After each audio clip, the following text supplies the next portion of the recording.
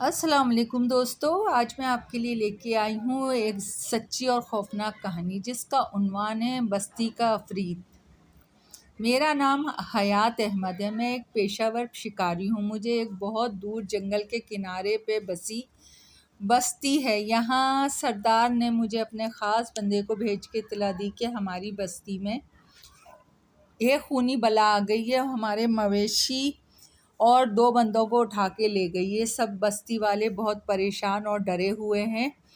मैं राजू को भेज रहा हूँ, आप बराए मेहरबानी हमारी मदद करें। मैंने राजू से मज़ीद मालूमात ली और तैयारी करके राजू के साथ वहाँ रवाना हो गया। ये बस्ती हिंदुओं की थी। वहाँ के लोग नई तहज़ीब से बिल्कुल नाआशना थे। खैर, लंबे सफ़र के बाद हम बस्ती पहुँचे। सरदार और बस्ती के लोगों ने मेरा पुरतपाक इस्तकबाल किया। क्योंकि हम एक लंबे सफ़र से आए थे, इसलिए मैं खा पी के सो गया।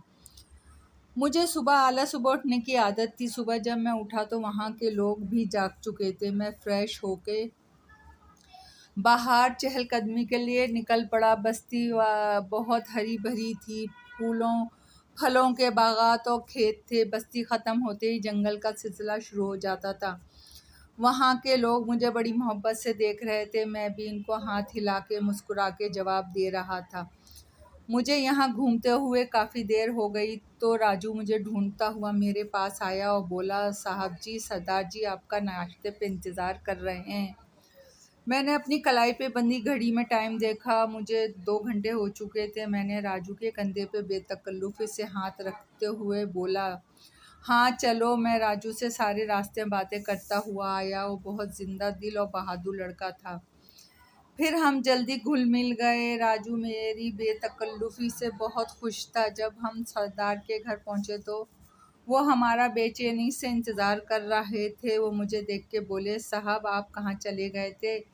यहाँ खूनी दरिंदा है, अब आप अकेले कहीं नहीं जाइएगा। आप राजू आपके साथ रहेगा। मैंने माज़रत की और सरदार साहब से फिर हम नाश्ता करने लगे जो फलों और दूध की चीज़ों पे मुश्तमिल था। मैंने नाश्ते के बाद सरदार साहब से कहा, आज मैं इन जगहों का मुआयना करूँगा जहाँ वो दरिंदा वारदात कर चुका है। सरदार साहब बोले, ठीक है, राजू आपको ले जाएगा। कुछ देर बाद मैं और राजू इन जगहों की तरफ चल पड़े। इस बस्ती में हमें पैदल ही सफ़र करना था, गाड़ी का रास्ता नहीं था। पहले मुझे राजू कुम्हार गज्जू के पास ले गया। दरिंदे ने इसकी 2 बकरियां उठाई थी। जब हम इसके घर गए तो गज्जू मुझे देखकर बोला, राम राम सरकार, मुझे सरदार जी ने बताया था कि आप आए हैं हमारी मदद के लिए। इसने एक खटिया बिछाई और हमें बैठने के लिए बोला। मैं खटिया पे बैठ के बोला, हाँ गज्जू जी आप बताएं आपके साथ क्या हुआ। गज्जू ने वारदात की तफसील से आगाह किया। मैंने फिर सवाल किया, क्या आपने उसे देखा था? वो हाथ जोड़ के बोला, नहीं माई बाप, मैंने नहीं देखा, मैं इस दिन घर पर नहीं था। खैर, फिर हम कुमार बाबा के घर गए। दरिंदे ने कुमार बाबा के जवां साल बेटे को खा लिया था। फिर इसकी हड्डियां भी नहीं मिली। मैंने कुमार बाबा को जो रो रहे थे तसल्ली दी और बोला, आपने इस दरिंदे को देखा था? वो बोला, हाँ साहब जी, वो मेरे बेटे को उठा के ले जा रहा था। मैंने इसे पीछे से देखा था। मैं बोला, वो कैसा था? कुमार बाबा बोले, वो कोई जानवर नहीं, भूत परीत था। इसका कद बहुत ऊंचा था। इसके जिस्म पर बहुत बाल थे। इसने मेरे बेटे को ऐसे उठाया हुआ था जैसे कोई मामूली गुड़िया हो। फिर वो रोने लगा। मैं भी कुमार बाबा की बात सुन के दुखी हो गया। मैंने कहा, आप तसल्ली रखें, मैं इंशाल्लाह अब इसका ख़ात्मा करके जाऊंगा। उन्होंने मुझे दुआ दी। इस तरह हम सारा दिन मुतासरीन से मालूमात लेते रहे, जिसमें ये बात कॉमन थी कि वो लंबा चौड़ा बालों से भरा कोई दरिंदा है। इसके मुंह को खून लग गया है। शाम ढले हम सरदार साहब के घर पहुँचे। नहा धो के खाना खाया और मैंने सरदार साहब से कहा, मैं आज प्लान तैयार कर लूँगा, फिर कल से कार्रवाई शुरू होगी। उन्होंने मुझे एक आरामदायक कमरे में पहुंचा दिया। हमें सिर्फ शिकार नहीं करना होता था बल्कि ये भी देखना होता था कहीं कोई साजिश तो नहीं है। मैंने रात सरदार साहब के घर से ही शुरुआत की, फिर खामोशी से बाहर जाके दीगर लोगों की भी निगरानी की, मगर मुझे वहाँ कोई साजिश के आसार नहीं मिले। दूसरी सुबह उठकर मैं फिर राजू के साथ जंगल की तरफ निकल गया। जंगल बहुत घना था। फिर रात के लिए एक दरख्त पर मचान सा बना लिया पहरा देने के लिए। रात 10-11 बजे मैं और राजू जिसे मैंने मना किया था मगर ना जाओ, मगर वो नहीं माना। राजू यारों का यार था, वो मुझे ख़तरे में अकेला नहीं जाने देता चाहता था। मजबूरन मुझे राजू को भी साथ लेना पड़ा। हम जंगल जाके दरख्त पे बैठ गए। काफ़ी इंतज़ार करना पड़ा। फिर जंगल के अंदर से एक अफरीद नमूदार हुआ। इसके मुंह से भयानक आवाज़ें निकल रही थी। मैं अभी इस अफरीद की हरकत और सकनात का जायज़ा ले रहा था कि राजू कुल्हाड़ी लेकर इसके सामने कूद पड़ा है। इससे पहले मैं कुछ करता, राजू ने कुल्हाड़ी से वार किया। इस पर कुल्हाड़ी का क्या असर करती, बल्कि वो गुस्से में आ गया। इसने राजू को पकड़ लिया। मैंने राजू को छुड़ाने के लिए इस पर अपनी बंदूक से फायर किया, मगर इसकी खाल शायद बहुत ही मोटी थी, जिस पे गोली का भी असर नहीं हुआ। इस अफरीद ने राजू को खिलौने की तरह उठाया और इसे नोचता हुआ जंगल के अंदर भाग गया। मैंने 2 फायर और किए, मगर वो गायब हो चुका था। मुझे राजू की इस तरह मौत का बहुत दुख था। उसने बहादुरी नहीं, बेवकूफ़ी की थी। मेरा इसका पीछे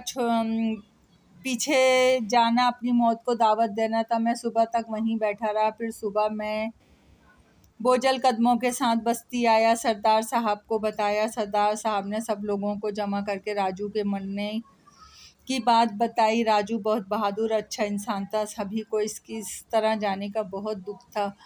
मैं सबको वहाँ छोड़ के अपने कमरे में आ गया और इस अफरीद के बारे में सोचने लगा। कुछ देर बाद सरदार साहब मेरे कमरे में आए। बोले, साहब ये कोई दरिंदा नहीं है, भूत परीत है। आपकी गोलियों का भी इस पर असर नहीं हुआ।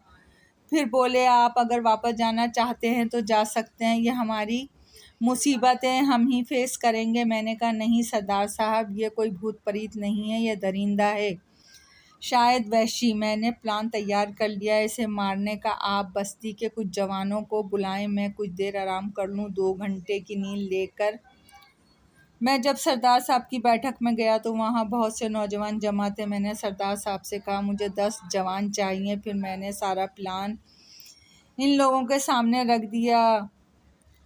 कुछ लोगों ने मेरे बात की मुखालफत की और कुछ ने हाथ दिया। 10 नौजवान मेरे साथ देने पे राज़ी हो गए। हम सामान से लेस होके जंगल की तरफ निकल आए। वहाँ मैंने एक बड़ी और लंबी खंदक खुदवाई, फिर जो शाम ढले तक तैयार हो चुकी थी। फिर इसमें जंगल से बहुत सारी लकड़ियाँ जमा करके आग लगा दी। जब वो कोयला बन गई तो इस पे दरख्तों की नरम शाखें बिछा दी। अब रात हो चुकी थी। एक बकरा ज़ुबा करके इस पर रख दिया और हम सब छुप के बैठ गए और इस दरिंदे का इंतज़ार करने लगे।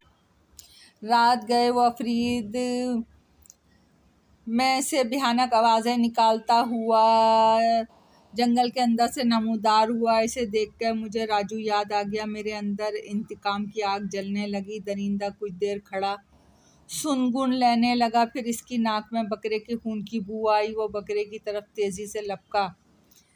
पहले ही कदम पे वो खंदक में जा गिरा और भयानक के चीखे मारने लगा। इसके जलने की बू फिज़ा में फैल गई। जब कुछ देर बाद खामोशी हुई तो हम सब बाहर आ गए। मैंने जोश से कहा, जल्दी इस खंदक को मिट्टी से भर दो। फिर सब ने मिलकर इस खंदक को मिट्टी से भर दिया। फिर मेरे साथ खुशी से नारे लगाने लगे। इस खंदक पर खड़े होकर सब ने मुझे अपने कंधे पे उठा लिया। हम बस्ती पहुँचे। बस्ती वाले हमारा शोर सुन के पहले ही सरदार साहब के घर जमा हो चुके थे। रात भर खुशियाँ मनाई गईं। सुबह मैंने उनसे इजाज़त ली। वो कुछ ही दिनों में मुझसे बहुत मोहब्बत करने लगे थे। वो सब उदास हो गए। मैंने कहा, मैं इंशाअल्लाह आप लोगों से मिलने आता रहूँगा। फिर सरदार साहब ने मुझे मुआवजा देना चाहा। मैंने कहा, मैंने अपना एक दोस्त राजू खोया है, आप ये इसके घर वालों को दे दें। फिर मैं सबकी दुआओं में शहर लौट आया। दोस्तों, कहानी पसंद आई हो तो लाइक और सब्सक्राइब और शेयर ज़रूर कीजिएगा। आपकी दुआओं की तलबगार।